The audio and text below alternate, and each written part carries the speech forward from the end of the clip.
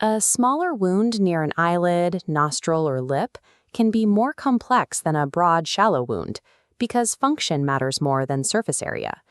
Take a wide, shallow cheek wound. Because the surrounding skin is mobile with no free edges to pull, a reconstructive decision pathway points straight to a simple direct closure or natural healing. But a tiny hole right on your nostril rim breaks this logic. Pulling that edge directly together would severely distort your anatomy, creating a permanent functional problem.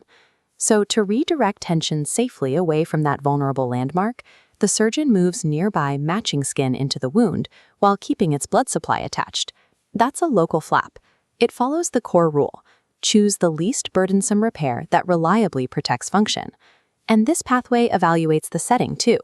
Many complex flaps are safely performed in an outpatient office under local anesthesia, but the path shifts to a hospital if your airway, medical health, or need for major structural framework requires it.